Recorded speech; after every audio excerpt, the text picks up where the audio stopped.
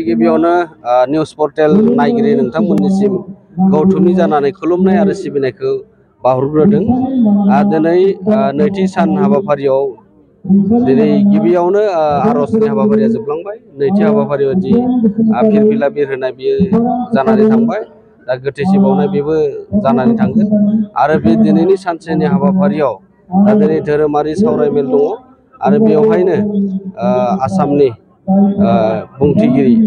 बिस्वजित दैमारि बिथाङा बाहागो लाफैगोन आरो बेजों लोगोसे बिटिआरनि बुंथिगिरि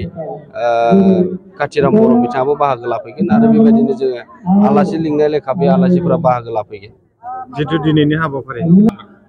बिनि उनाव जोङो मैयानि आद्रा जानाय आरो माखासे थान्दै बेयो दंबावो सावरायजोबनो आरो बेखौ जोङो फारि फारि सावरायजोबनो थाखाय थियारि खालामदों। जिथु बिबान सोलायनाय मोनसे हाबाफारि दङ बेखौ जोङो बे बिबान सोलायनायखौ मैया जोङो गासै दिनैनि सानथामनि हाबाफारि आरो भारतनि नखर मन्त्रि अमित शाह बिथाङा जोंनि 50,000 गौमा आर'जआव बाहागो लागोनखाय माखासे जोंनि सावरायनाय बा थान्दै जखन्थाइनि जिखिनि सावरायनो गोनां बे हाबाफारिफोरखौ जोङो बडि फर्मेसन दङमोन बेखौ जोङो एडभान्स लानानै फैनाय जादों आरो बेबायदिनो जों माखासे थांखि आजावनाय हाबाफारिफोरखौ लानाय जादों आरो बेबायदि लेखायै मैया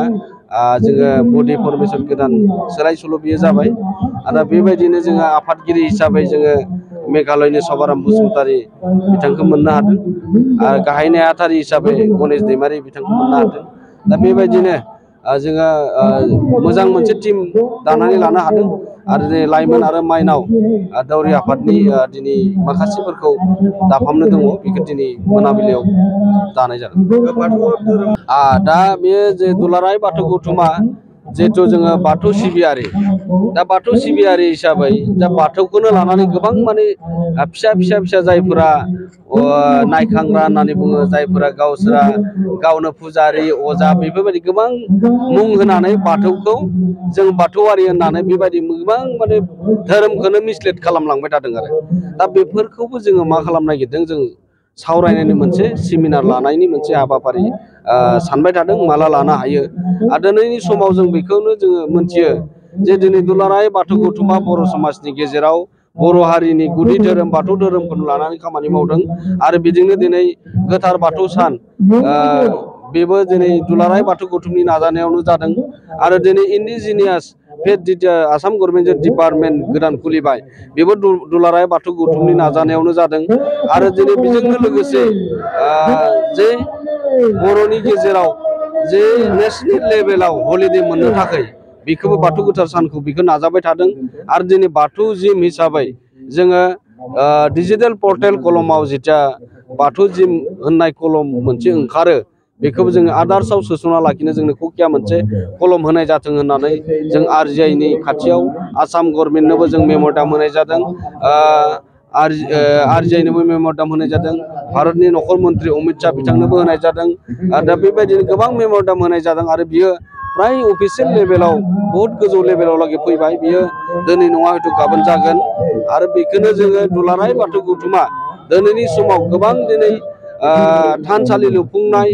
आरो जिल्ला आफाद बियाब आफाद गामि आफादफोराव जे जोंहाबो मोजां मोजां थानसालि लुफुंनायनि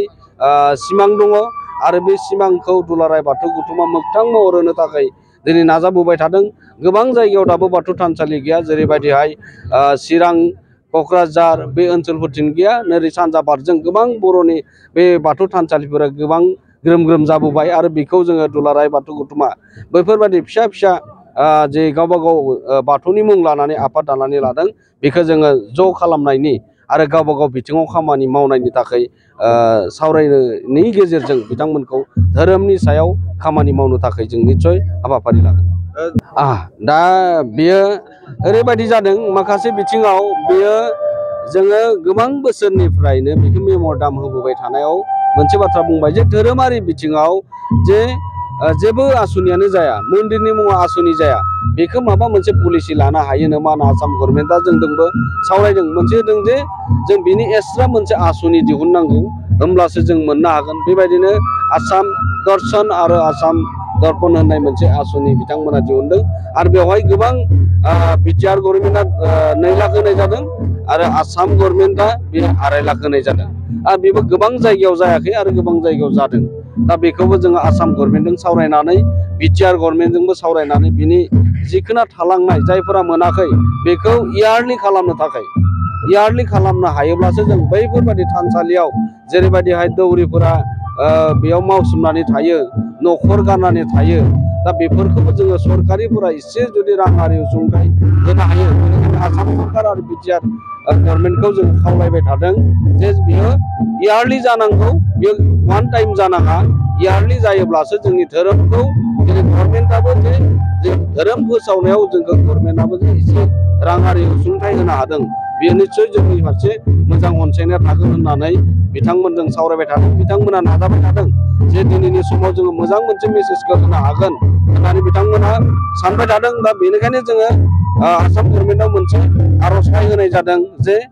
प्रति जिल्लायाव जे दौरि बादा लुनो थाखाय थानसालियाव बेखौ माने 50 लाखनि गोजौआव राङारि अनसुंथाइ होनांगौ होननानै दुलाराय बाथौ गौथुमा आर'जलाइ होदों आरो लोगोसे सावरायनाय जादों। बेयो जागोनखौ बिथांमोना आसा